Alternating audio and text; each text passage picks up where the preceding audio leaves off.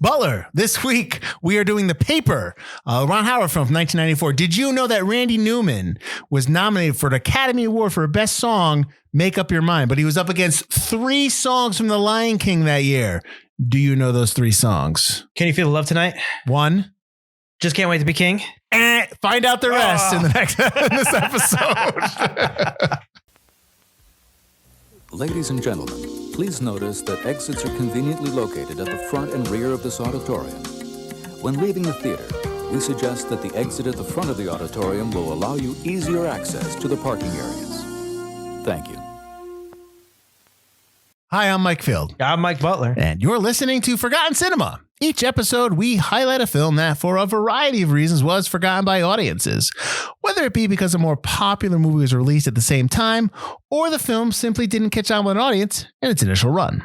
We'll discuss what we love about the movie, or perhaps don't love about it, but we'll always recommend you revisit it. If you enjoy Forgotten Cinema, we want to hear from you. We're on Instagram, Facebook, TikTok, and YouTube. We're available everywhere on all platforms with a backlog of over 250 episodes, soon to be 300, for your listening pleasure. Ooh, almost 300. I'm guessing. So, yeah. What's going on? Nothing much. I'm just stressing out. I'm just drinking a lot of Coca-Cola. Just trying to get a sponsor deal, I guess, and just trying to get my paper out for the 8 a.m. or I guess it's the 6 o'clock edition, but then we're going to be the 8 o'clock edition. Then it's going to be the 9 o'clock edition. Because I'm trying to get to the bottom of this story, and I think I can get to the bottom of it, but everyone is bothering me. I got a pregnant wife at home. I'm just stressing out, but also this is how I like it. Is that your Michael Keaton impression? No, that's not. It's just my stressed out guy impression. That's right. We are doing The Paper. Yeah, Michael Keaton's in it, so let's get into it. Paper has a runtime of 112 minutes. It's rated R. Production budget of $6 million. Look at that. $6 million film. Wow. That's impressive for how many people are in it. Right? So it has 2 release dates, a limited and a wide. I'm going to do the wide release date. So the wide release date was March 25th, 1994, which was a Friday. Opening weekend, it did $7 million. Domestic, $38.8 million. International, $9.6 million, for a worldwide total of $48.4 million. Production company was Imagine Entertainment and distributed by Universal Pictures. So I said it came out on March 25th, 1994. Let's go back a week to the 18th, where you had a wide release of Naked Gun 33 1/3, The Final Insult. Also had Monkey Trouble and a limited release of Mother's Boys and Bitter Moon. On the 25th, you had a wide release of D2, The Mighty Ducks, Butler favorite, and Above the Rim. Did you not like a D2? No, I mean, I like D2. Mm-hmm. I like Naked Gun 33 1/2 a lot better. But yeah. 33 1/3? 33 1/3, yeah. The Final Insult? Yep. April 1st, the week after this, you had a wide release of Major League 2. Hey, we just talked about that last week. We did. Thumbelina, Clifford, and Jimmy Hollywood, and then a limited release of The House of Spirits and Kronos. I only know the kids' movies in that list. Grow up, will you? I did. Around that time. This film was directed by Ron Howard, who we did a movie called Night Shift a couple episodes ago that you might remember. So a lot of these credits might sound familiar. Although I think I did old Ron Howard back then, like early Ron Howard. Right, you did, yeah. So let's give you, he was nominated for an Oscar for Frost Nixon. He also won an Oscar for A Beautiful Mind, and he did Apollo 13. Written by David Koepp and Stephen Koepp. Stephen is David's brother. Stephen Koepp is not really a screenwriter. This is the only screenwriting film, the only movie he's done, but he's worked for Time and Newsweek. He's a newspaper guy, which is where this a lot of this comes from. He's there for the genesis, the real feel for the movie. Well, they were writing this, they were working on this together, and then that guy, I can't remember, a producer or Howard asked him, "Hey, what are you working on?" And they were like, "Oh no, Spielberg or somebody." Somebody asked him, "He's like, I'm working on this," and they're like, "Oh yeah, let's see that." Koepp has done Jurassic Park, The Trigger Effect, which is an episode we did, Ghost Town, which is an episode we did, and pretty much everything you loved back in the 80s and 90s. I love David Koepp. Except for Secret Window. I think he's got a new movie coming out, or a new show. Does he? Something he's directed. So I know he's doing Jurassic Park. Cold Storage. I think he wrote it was a novel. Oh, really? Okay. Yeah. So yeah, he's got that coming out. Right. Cinematographer, yeah, I know, and the new Jurassic Park. So 2020 Jurassic World. The new one. This is coming out it's coming out later next year. The next Jurassic World. Yeah. It's not coming out this year. No. Well, it's like we're almost over. Cinematographer was John Seale, who's won an Oscar for The English Patient. He's also been nominated for Rain Man, Cold Mountain, and Mad Max Fury Road, and Witness, which is an episode we did. I've seen all those movies. Look at you. Composer was Randy Newman, as I said in the opening at the YouTube, nominated for 22 Academy Awards. Holy Butler. crap. mostly songs. He has won 2 for Monsters Inc. and Toy Story 3 for the songs in those films. He didn't win for You Got a Friend in Me? I don't think so. Wow. I think he got nominated. Edited by Daniel P. Hanley and Mike Hill, who are a editing duo. They were an editing kind of like, I want to say couple, but yeah, they were partners. Right. They've done nominated for 3 Oscars, won 1. They nominated for Frost. They're nominated for 4 Oscars, won 1. Excuse me. They won for Apollo 13. They were nominated for Frost Nixon, Cinderella Man, and A Beautiful Mind. Can I ask you a question? Yes. It might sound stupid, but Go how ahead. do you double up on how are you have editing partners? I don't know. Well, you how probably that- take scenes. You probably take we're just writing I'll partners. take this half. Do you take this half? You probably do. You probably go off and do something, and the other guy will take, and you guys could trade notes. Or some editors might be better at dialogue, or me not. I doesn't like to do dialogue. I don't like to edit dialogue. That's boring. I like to do the action stuff. Okay, you do that. They might This just scene has no split up. dialogue. This scene does, and we'll come back. Split up the time. Yeah. It's I get screenwriting. It's obviously you be in the same room bouncing ideas off each other, but editing, I feel is a little more. Yeah, I mean, I've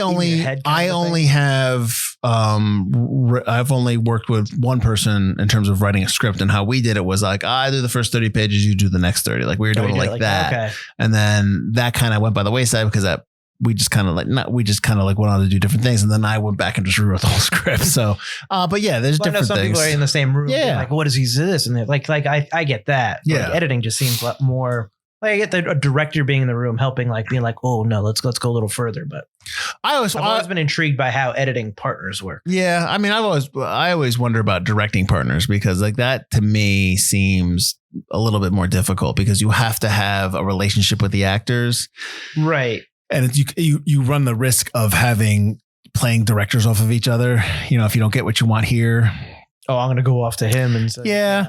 So that I think I would be more attuned to have a writing partner than a directing partner or anything like that. Oh, for sure. Yeah. This film was produced by Brian Grazer. Obviously, if you know Imagine Entertainment, he's part of that. He's obviously Ron Howard's partner. Won an Oscar for A Beautiful Mind because that won Best Picture, and he was nominated for Apollo 13, Splash, which was nominated for Best Picture, which we talked about last time, and Frost Nixon. And Frederick Zolo was another producer who was nominated for Mississippi Burning. And he also did Ghosts of Mississippi. So Mississippi is a theme there. This cast is large. Yeah, call me when you're done. Michael Keaton is Henry Hackett. He's in He's nominated for Birdman. He's also in Spotlight, Batman. Obviously, we all know that. Robert Duvall is Bernie White, who is the editor, the chief editor of the paper. Michael Keaton is the Metro editor. So no, he's not Bernie White's not the editor. He's Bernie's the chief managing editor, or the chief. Yeah, he's the Perry White of the paper. We kind of went gaga over Robert Duvall and Phenomenon, our episode from this past week. This past season. So you know how we feel. Nominated for 7 Academy Awards, 1 for Tender Mercies. Glenn Close, which I believe this is our first Glenn Close film, plays Alicia Clark, who is Michael Keaton's boss, who makes the decisions, right? She's the owner of the paper, basically. She has never won an Oscar. Nominated for 8. Wow. She's also in Fatal Attraction. Marisa Tomei, who won an Oscar, plays Martha Hackett, but everyone calls her Marty. She is Michael Keaton's wife, pregnant wife, as Butler said in the opening. She won an Oscar for My Cousin Vinny, and she's nominated for In the Bedroom and The Wrestler. Randy Quaid as Michael McDougal, the reporter that is columnist who thinks his life is in danger because he's been ripping on the parking commissioner. He's nominated for an Oscar for The Last Detail. He's also in Kingpin, Independence Day, and of course the Vacation series. Jason Robards is in there for a hot second as Graham Kiley. He's owns the paper. He was nominated for 3 Oscars, has won 1. He's nominated for Melvin and Howard. He won 2. 1 for Julia and 1 for All the President's Men. Spalding Gray as Paul Blyden. He is the guy who works at the Sentinel. Yes, the Sentinel. Yes, thank you. I was going to say the Examiner. He's in The Killing Fields, which was an episode we did a couple seasons ago. Beaches and Kate and Leopold. Jason Alexander is the parking commissioner, Sandusky, that is the target of McDougal's ire. Because when they towed McDougal's car, they scratched it up. Mm-hmm. Obviously, Jason Alexander is George from the TV show Seinfeld. He's also in Pretty Woman. He's the one that kind of gets beat up. Catherine O'Hara is in it for another hot second as Marty's friend Susan. Beetlejuice, of course, Best in Show. Lynn Thigpen as Janet, who is the secretary or assistant to Henry, Michael Keaton's character. She's on. I always remember her from Lean on Me. She's always the mother in Lean on Me. Do you ever see Lean on Me with Morgan Freeman, where he's I can't remember the name they called him, where he was the principal of the school, the tough school, and then he was. Oh, I know of it, but I've never seen it. And they sing the Lean on Me song at the end. Yes, anyways, I like that movie. Jack Kehoe as Phil from Serpico and Midnight Run. He's the guy that wants the chair in the movie. And Roma Mafia as Carmen. She's from Disclosure and Nip Tuck, the TV show. She's the one that yells at Jack McGee, who plays Wilder, you want to run Brooklyn? You want to cover Brooklyn? Then cover Brooklyn. Don't cover from the bar to the seat at the bar. Yeah. They're yelling at each other quite often. Clint Howard, who's in every Ron Howard film. Clint. That's my note when Clint appears. And Ice Cream Man. Jeffrey Owens from The Cosby Show. We all know who he is. Mm-hmm. Amelia Campbell as Robin, the photographer who gets the shot. Yep. Jill Hennessy as she plays Bernie White's daughter, estranged daughter. She's from the Law and Order series. Bruce Altman's in there. You've probably seen him in Regarding Henry and a lot of Law and Orders, a lot of New York based stuff. He plays one of the reporters. We'll get to it because he plays in one of the subplots with Alicia Clark, which is Glenn Close's character, where they have intercourse together. But it's like, then that just disappears. So, but I've got notes on that stuff too. And that's it. Forget it. You're going to get the other people. Figure it out. All right. You saw this before. I've seen this before, but not in a long, long time. Okay. Probably not since like freshman or sophomore year of high school. All right. So you really you don't remember how you thought about this film back then? I remember really liking the film. Okay. I remember some of it. Like I remember the Alicia and Henry fight in the newsroom at the end. Right. I remember a lot of the beginning, just like the rush to get the paper out. I was watching this while I was in kind of like journalism class, and I had really like one of the avenues I was thinking about going down was the newspaper reporter route. I thought I was really into it in journalism class and stuff like that. Had you bought yourself a hat with a little press? With a little press? No, but I did a little notepad with the pencil to be like reporting. Excellent. And I did get on a teacher's nerves because I reported about them as ruining. That's fantastic. That's interesting to hear, Bill, because if there's one thing that's... I was the Randy Quaid character. If there's one thing that's a detriment to the Forgotten Cinema podcast and the Forgotten Cinema is that you don't take notes. So I'm curious. Whoa. But anyway, so what do you think? I was really into it. So I really like it. I like the rush pace. It's David Koepp. I love his writing. I love the way like dialogue actors present his dialogue. It just always seems to flow in a really interesting way, and I don't know if it's realistic, but really like in a way that just, I love how it is in cinema and I love how it is in his films. I just think his dialogue is clever, but not like too clever. And it's almost real. Like he's always got these one-liners that are really great. Like Jurassic Park, you love the dinosaurs, but you always know so many lines from Jurassic Park. This movie, as I'm watching, I'm just taking down notes on the lines I like. It's just, I really like how his movies flow. And I think that's obviously partly the directors, but also partly just the way he writes his films. So I love that. I love Michael Keaton. I love Glenn Close in this film. Randy Quaid's great playing essentially Randy Quaid. So there's just a lot about this film I love. And I think it's fascinating to see how like newspapers work. You know, I know for a fact that people show this to journalism students to be like, this is what running a paper is like. And it's just, I think that's really, really well done in terms of like how Ron Howard presents a film that moves that you're invested in, but it really is also showing you kind of, which I'm sure David Koepp's brother Steven is a big part of that. Yep. Like showing how it actually works. And I think that's really cool. So I really like this film. I enjoy this film. I liked it quite a bit. There's stuff I do want to talk about some stuff that I just maybe didn't realize the first time around. And this is a true, my biggest note about this movie, even though we do kind of focus on Henry a little bit, obviously it's Henry's movie. I don't know. See, I don't think it is. I think we don't follow him exclusively. I think that Henry's one of the main stories that we follow. Bernie's another story that we follow, but that's really it. You follow Alice, Alicia. You follow Alicia. You follow Alicia trying to get out. And I think when we follow, it's like when they're outside of when they're outside of the paper, when they're outside of the office. You only get Alicia going to her boss to demand another raise. Well, you get Alicia in that hotel room. You get Alicia in the bar. But again, that goes back to my other point about that's a subplot that disappears. That we don't go back to that. See, I didn't think that was a subplot. I think that was just a way to establish character of, all right, she's not necessarily the most moral person. Okay, yeah, but we know we know about Henry's personal life, and we go back to his apartment. We know about Bernie's personal life, and he goes and kind of checks in on his daughter at the end. He's got prostate cancer. It's not looking good. Right. We kind of know. I don't think we know as much as Alicia as the other two. That's what I'm saying. I think it doesn't focus on her. Those are the three. I agree with you, but I think of the three, the two male leads are the one that they kind of focus on a little bit more. A little bit more, yeah. And I know that was a kind of one of the criticisms of the original script it was male oriented, and the Alicia character wasn't a male, wasn't a female, was Alan. Oh, so they changed it. And so Ron Howard actually asked Glenn Close to read for it, and then he liked her as it. And then he went back to David Koepp and said, "Hey, can you guys and to Steven, can you guys change this? I think this will work better." And they agreed. So I think that's kind of where that is. But I think my idea when I talk about the subplots that disappear, let me just give you the two things. You have the two reporters that are arguing over the Brooklyn's crime beat, which I talked about in the beginning. That happens once. Yep. Doesn't happen ever again. Then we don't go back like to it. It's going to be a big deal. Yep.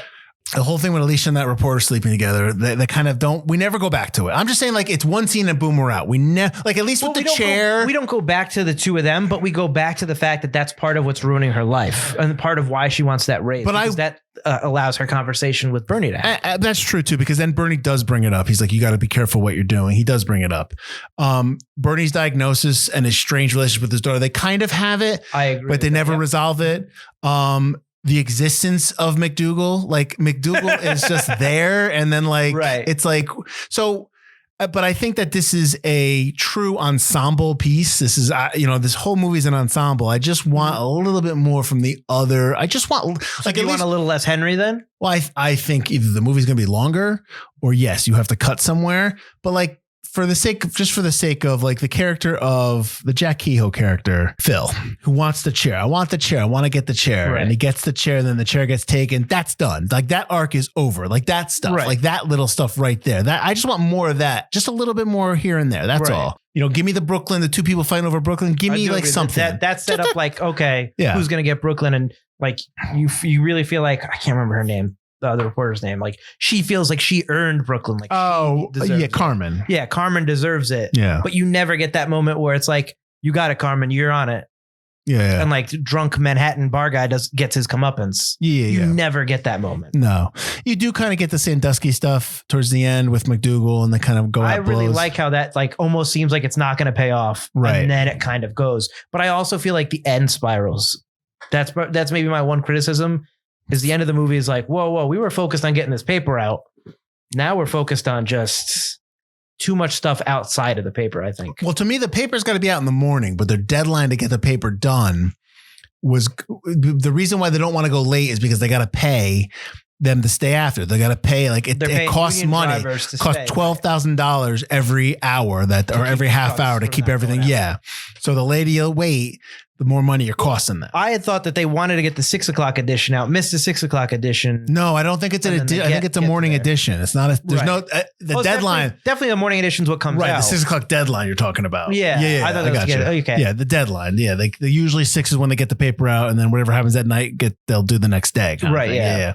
I mean, the 24-hour news cycle, clearly that's why we'll get into that. Well, that's why newspapers are great. But that being said, those subplots, all that stuff, that being said, I still like this film. I still think it's fast. It's fun. It's just, there's a lot of different things. I mean, I'm already coming up with something I don't like, but anyway, that's fine.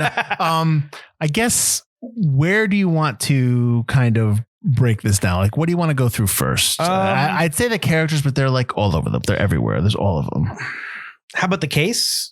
Like the main focus, the main. Okay. So the big thing that they want to get right because they got the last edition wrong, Henry, because they got beat out. Because the whole thing is like getting beat out, not getting the scoop, right? But also your headline, your their front headline page was about a subway crash, which ended up being a derailment where no one got hurt, no one got injured. It wasn't that fascinating, and every other newspaper reported on the slaying of these two white guys. Yes. With the words writing from Sedona. Yes. Because I guess that comes right after the slaying of, there's racial tension in the city. A black community had been killed. Right. There's basically racial tension in the city, which I'm wondering, and I never saw this note, but I'm wondering if the influence of this film is the LA race riots.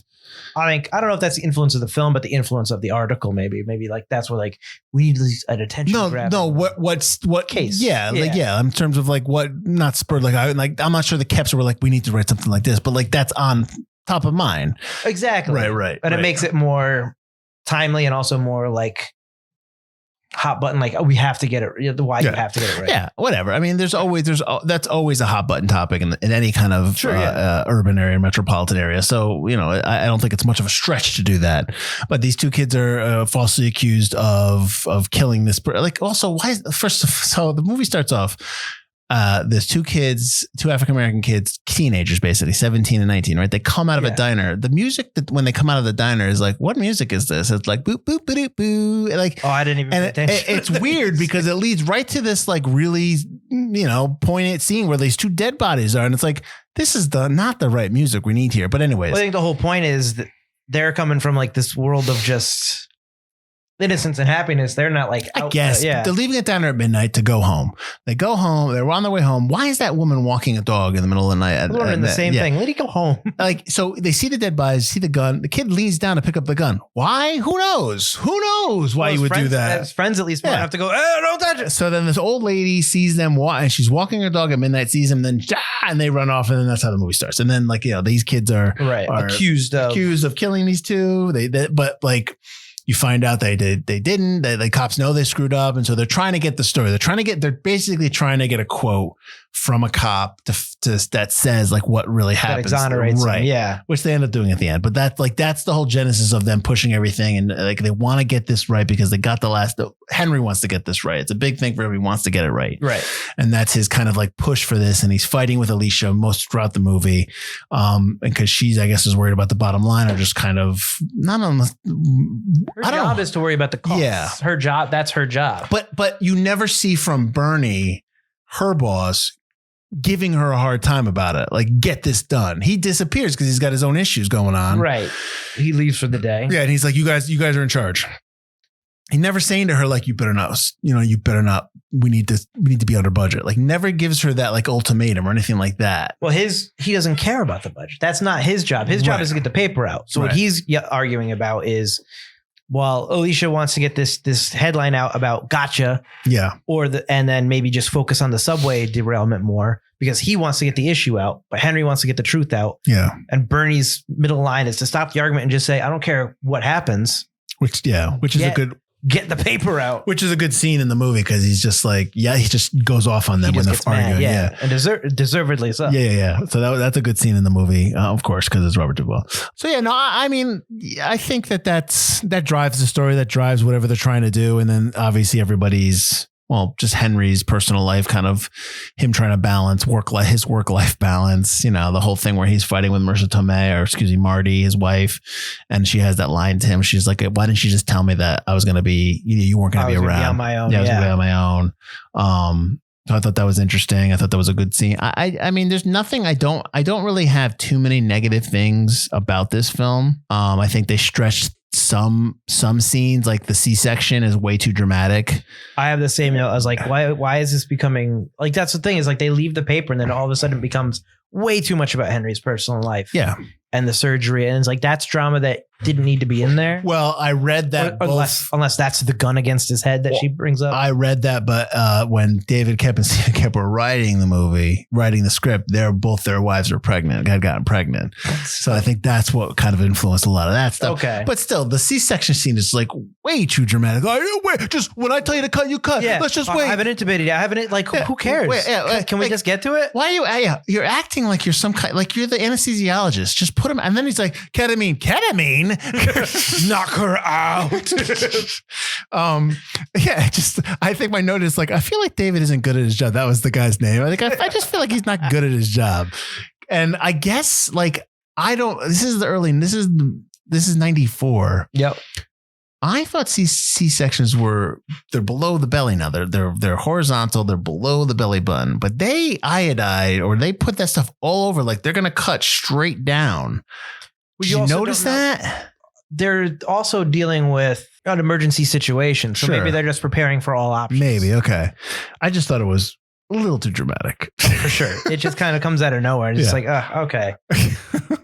I also don't think they focus enough in terms of the main story. Like they mentioned a couple times, but that kind of like it's what Henry mentions. It's the right thing to do. Blah blah blah. Yeah. But like they don't really hammer home, I don't think, enough the importance of getting a story right and like not just like getting the story right, but the power. Sure. That a story has. Like they mentioned at the end, the 2 kids were released because there was that report that the cops got it wrong. Yeah. But speaking of that, you mentioned that. Right. They were released yesterday. This is so they're in jail. They get perp walked at 7:30. They get put in jail, lights out.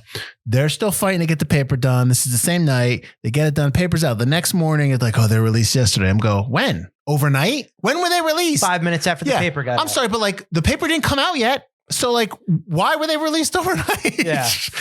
Then the power of the paper isn't there. And also, one thing I was thinking was like, all right, so the kids are clearly not like the focal point, like the story of the kids, but the kids aren't themselves. But we've still gone to the kids at the beginning of the movie.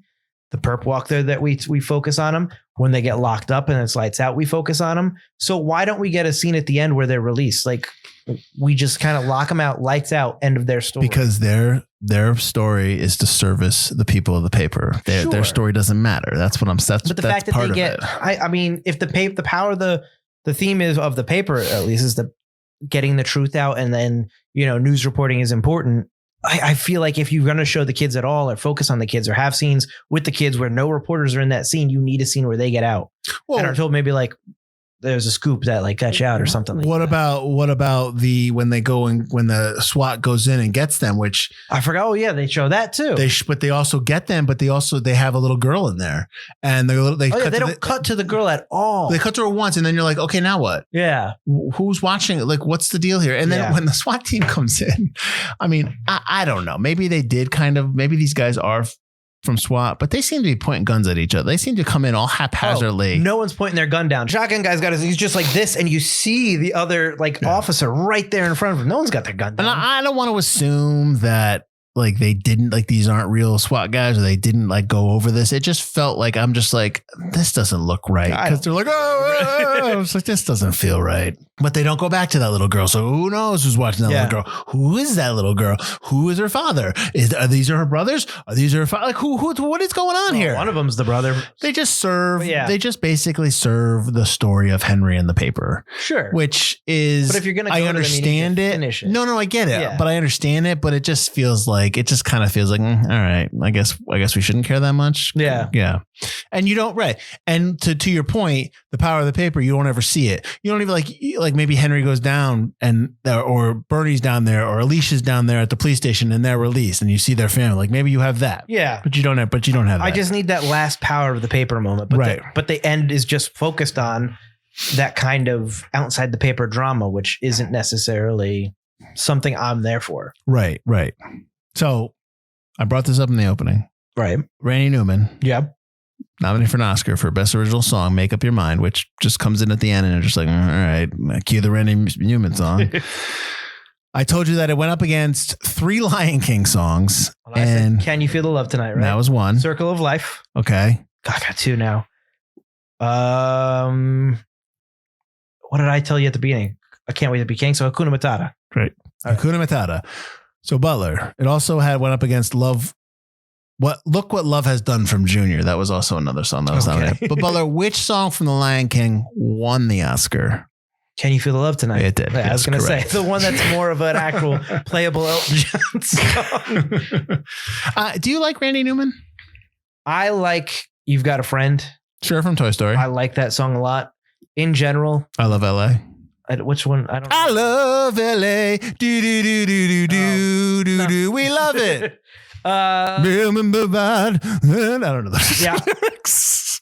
I like You Got a Friend in Me. I don't even know if that's hold up. I don't even know if that's the name of the song. I Love LA. Okay. Did you say he did the Monsters Inc. song? Yeah, he did Oh, I mean, I like that, but Billy Crystal and John Goodman are singing that to each other. So I do also like that song. He was nominated for 22 Oscars. Yeah, that's way too many. And obviously, I love the Monk theme song. So there's some stuff by him I like, but I think a lot of it's very similar. I don't know if I'm not a huge Randy Newman head, I guess. I don't know. I don't think that. And this is only this. What's the other movie he did with Ron Howard? He did another movie, Parenthood. No. This is the second film he works with Ron Howard, and that's it. Ron Howard goes off and he works with like Zimmer and stuff like that. Sure, yeah, score stuff. I just don't. I don't think that a Randy Newman song fits this movie. No, I thought it came way out of left. When they showed at the beginning, I go, when did they play a Randy Newman song? Yeah. And then I'm like, waiting for it. Oh, at the credits. It's just, but I think that's a lot. That's very indicative of a lot of songs from movies from the 90s. Yeah. Where there's a big song, but it only plays at the credits. It's never really in the movie. It's just there to get recognition or be slapped on a soundtrack to sell a soundtrack. Yeah. And that doesn't happen as much today as it did back then. Mm-hmm. That's fair. Now, we both love Robert Duvall in this film. Yeah. We both love Robert Duvall. Robert Duvall. But he was not the first choice to play Bernie. The first choice to play Bernie was Paul Newman. And Paul Newman turned it down. Would have liked that too. Now, the reason why Paul Newman turned it down is like he doesn't have a good experience with he thought this film glorified newspapers and reporters, and he doesn't have a good relationship with newspapers and reporters. Just I guess from just his throughout his life and whatever, they just kind of he had issues with them. I don't know if you've ever seen the movie Absence of Malice. He did that with Sally Field, early 80s, and that kind of focuses on that. He plays somebody who is falsely accused of being a bad guy because his father was, and then he like his whole life is turned upside down. It's kind of like a lot of that. But so I thought that was interesting, that why he didn't do it. But would you have liked him? You would have loved him in this? I would have liked him in it, but I think the problem with Paul Newman, I think in the role is like, I think Robert Duvall looks the part a lot more. Sure. He looks like a guy who's been smoking cigarettes and drinking Minute Maid orange soda that you've kept on the radiator. He looks the part of like, when I want a newspaper editor, like I'm thinking Perry White from Superman, like I want a Perry White type, and he fits that bill a lot better than I think Paul Newman coming in. Paul Newman would strike me more as the Alicia character. Like he's coming in with the suit and tie being like, we're firing him, we're firing them. Like he's in Hudsucker Proxy. Yeah, but he's young. He's older. He's older now. Hudsucker Proxy. I still see him as Hudsucker Proxy. Yeah. Hudsucker Proxy. Hudsucker Proxy is about the same time. 94. Yeah, I think so. Same. Was that 94? I think it's 93, but it's close. Definitely early 90s. Yeah, 94. He is awesome. And Hudsucker Proxy is an awesome film. Which we covered on the podcast. Did we? Yeah, we did. Oh, we did. So many movies. I can't remember. Check it out. So, yes, I would have liked him, but I think Robert Duvall is better. Plus, when Robert Duvall just yells at Alicia and Henry, it's just, that's a good scene. Awesome. And like you posted on your Instagram story when you did the movie, his line of, the problem with getting older is everyone expects you to be a father figure, but you're just still the same asshole you always were. It's just, that's a great line. Yeah. It's so true. I also love the line from Marty from Marisa Tomei, where she's like, "You don't really appreciate bladder control until it's gone." Oh, after she sneezes. Yes. Yeah. I thought that was and there's a couple good lines in this movie. You know what's funny with David Koepp, because you were talking about Koepp and his writing style. I never watch a movie and I never be like, oh, that's David Koepp. I never get that sense, and that's not a negative. I never really like, oh, like when you listen to David Mamet, you watch David Mamet movie, you're like, oh, that's Mamet, it's a line there. Or like Joss Whedon always had those like lines you knew was a Joss Whedon. I never really get that with Koepp. I think what I get from Koepp is just the plot seems to always be on point. Like I like the situations and the character choices and what people are doing, what's happening, work. Or like it's a well constructed, put together screenplay and script. Right, that's what I get. And his Koepp. Movies flow. It's boom, it's done. And I never really, the dialogue's not the first thing that jumps out with me. That's just me, but maybe that's because I'm into the story, so it kind of fits all together. I would agree. It's not like I'm saying like he has great like lines, but they're not like necessarily Koepp lines. Like Mamet, it's like how many swears are in that line that you remember? Oh, that's definitely a Mamet line. Yeah. Or Quentin Tarantino, how clever Aaron Sorkin he is. Yeah. And Aaron Sorkin, how wordy and provocative smart it is. But if you watch a Koepp movie, I guarantee you're going to find a ton of lines that are just super quotable. Not necessarily like in a particular style, but just like his movies have so many lines. Like, why are you picking like when Jason Alexander's going nuts? Why are you picking on me? Why me? It was your turn. Yeah. Like, it's just like great lines like that. They're just like really like concise, but like really hit. Mm-hmm. I just like them. No, yeah, and I hear you. Or Michael Keaton's line when he gets fired from the Sentinel, be like, we're taking him as a job officer, and he yells at the phone. I'm just like, that line is so. I don't live in the fucking world. I live in New York fucking City. Yeah. But like, I was actually waiting for like just to hear applause, but no. But then like his Janet comes in, she's like, yeah, I don't know, you could have handled that differently or whatever. Like, I thought that was good. Yeah. I like also like speaking of that, like the beginning of the film when he's like, you talk about that interview at the Sentinel, and you just have the two background actors, and they're out of focus, but you can tell that they go, yeah. Oh.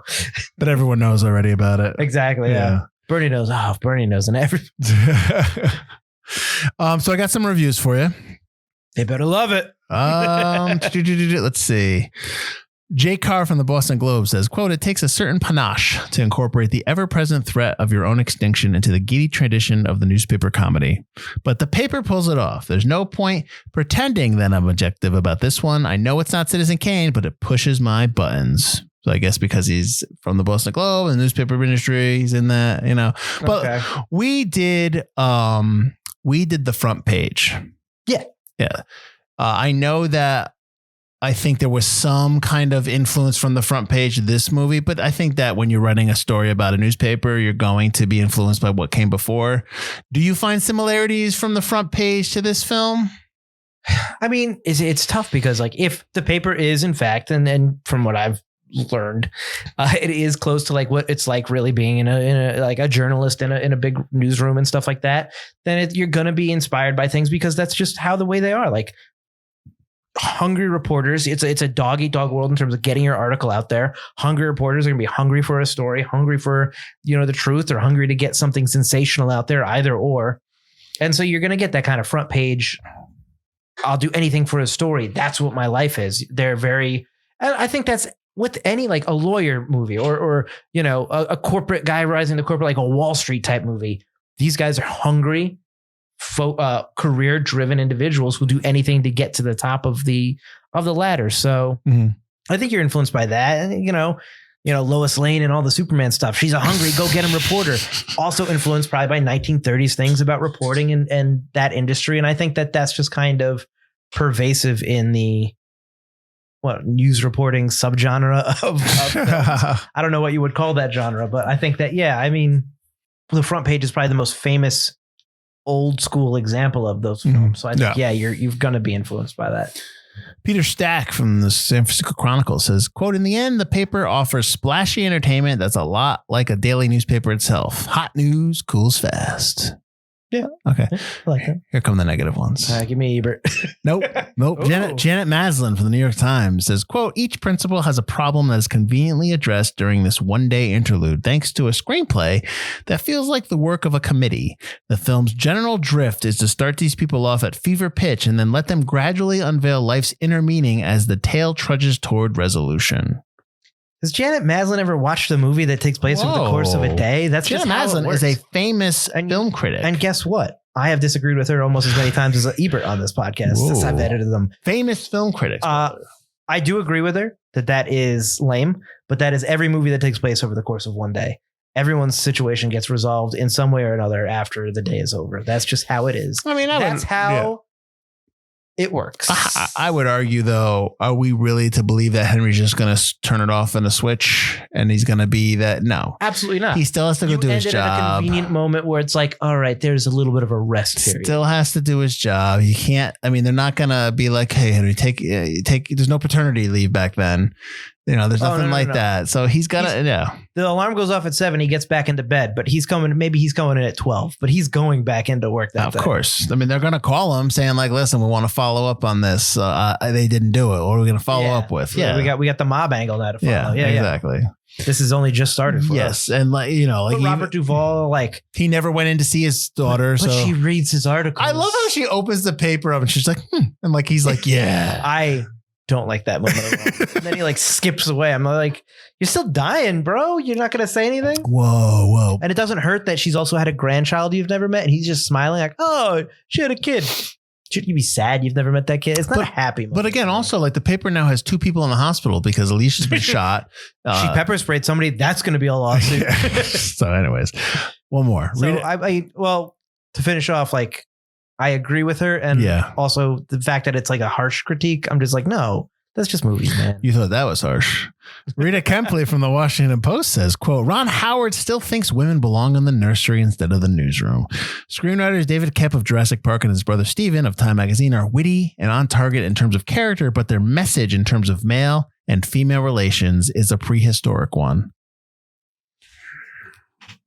As a dude. Really? Okay. I feel like I wasn't watching it with that thinking. I thought Alicia was strong-willed and clearly like punched the crap out of Michael Keaton, which I thought was cool. I love how he hits her and he's like, you okay? Yeah. And then she punches or kicks him back. Yeah. So like, I think that that's kind of strong, but I can also see like Marty is still going to be forced to take care of this kid on her own. Like, even though she's shown as being a great reporter, like in that case, women are strong, but then also you've got, what's her name? Robin, Yes. the photographer. Yeah. She's just so small and so green. She can't possibly She's take 14. pictures. Yeah. That's there. Alicia's still wrong.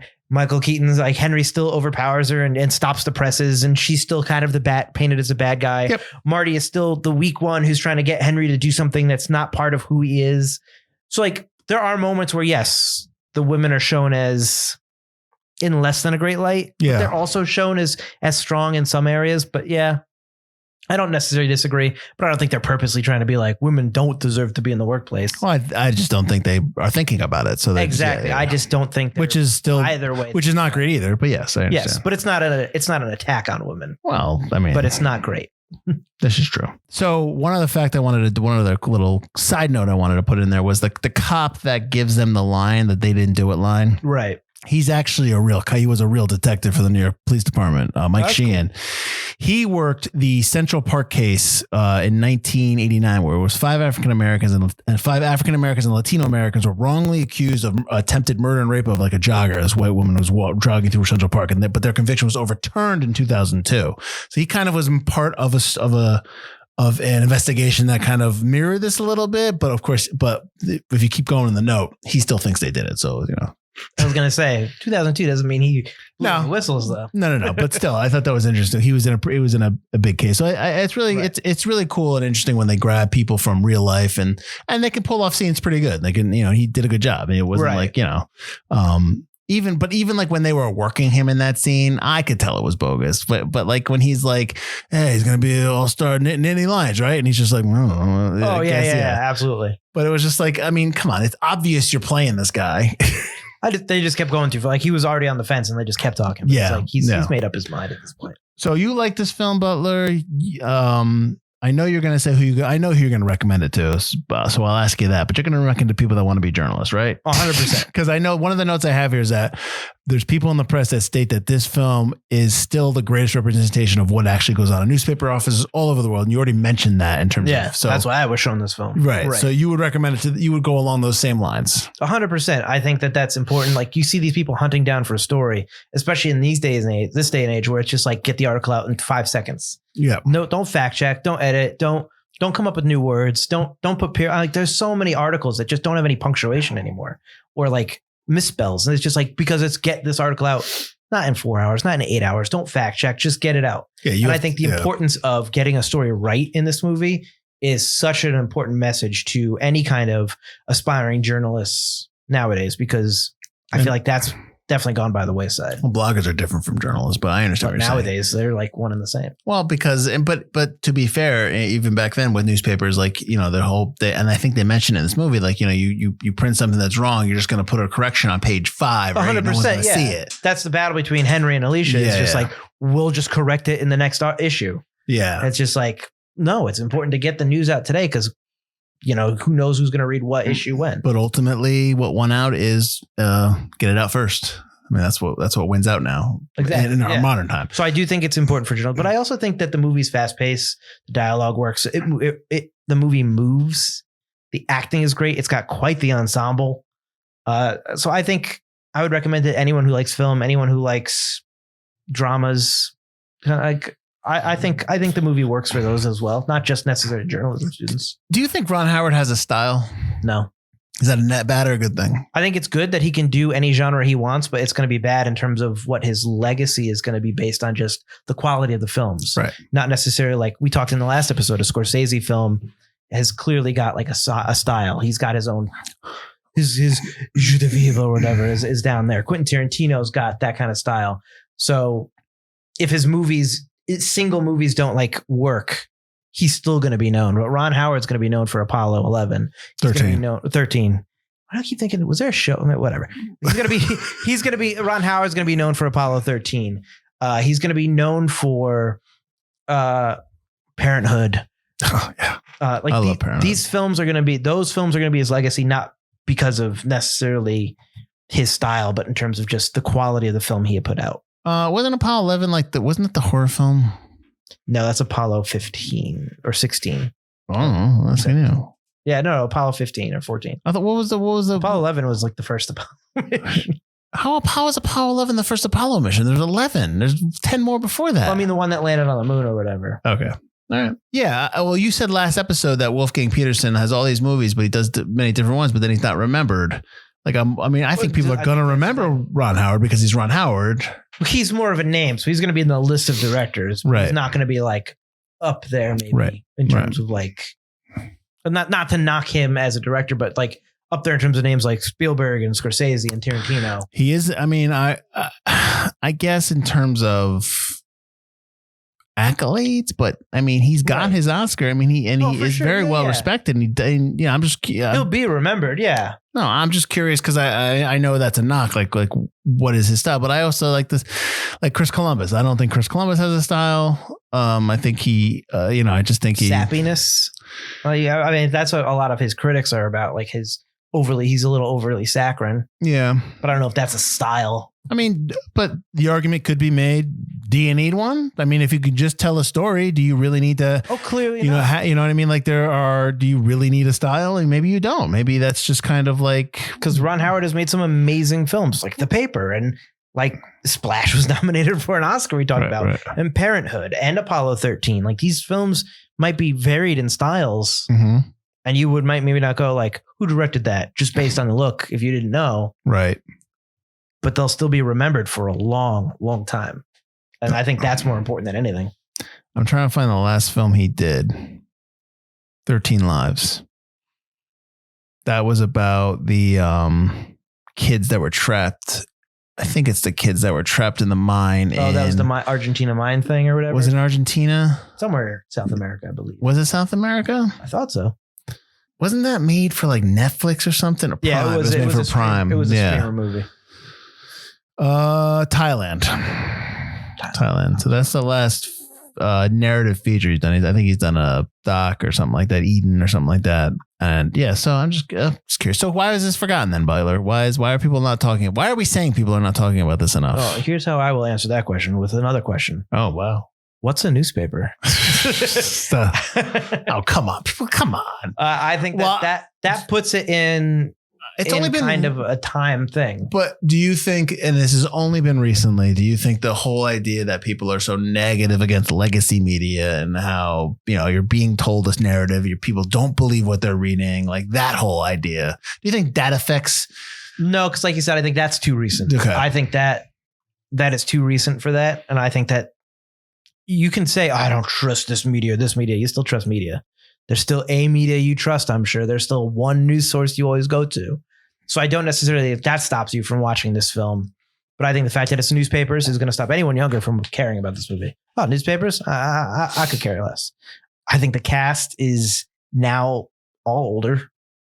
And I think Michael Keaton's still a name. Randy Quaid's certainly out of the picture. Yep. Glenn Close has been kind of, I don't think she's been, granted, again, she's older, but she hasn't been doing a lot that's been putting her in the spotlight. Well, I think like a movie like All the President's Men, which is about a historical event, is going to last longer because it's about real people in a sure, 100%. Where the paper is something they made up and it's a day in a life, and it's kind of, it's almost like and that's not a negative, but it's almost like a fast food version of All the President's Men. You know what I mean? Like it's quick, it's great, I love it, but like, who's going back to it? Like I put it out there. I watched it. I had a bunch of people like, oh, I just rewatched this. Oh, it was great. It's fun. But like, again, like you don't ever like, it's not a movie you always are going to put on. Oh my God, I really want to see that. Like All the President's Men. I'm like, that movie's phenomenal. And I will always watch. You don't like All the President's Men? No, I do. I just don't know if I'm the same way either. I'm not like, oh man, pulling it out of my Blu-ray case, putting it in, being like, it's in All the President's Men kind First of all, All the President's Men is Robert Redford, Dustin Hoffman, Jason Robards, who won an Oscar. Like, that's what I'm saying. Like, this movie is just has its clout is much bigger than this film. I understand. And I think because it's based on a real event. I do agree with that part. That's what I'm saying. The real event puts it in a historical, like, just if you want to learn about this event, you have to watch it. Sure. Whereas the paper is not. But that's the thing that's great about the paper is it's not a huge event. It's just a day in a life. It's another day in New York City, another murder that's being covered, another Metro case. Like, it could have been about the subway derailment that turned out to be a meh, but you could have done still a similar, like, we got to get this out.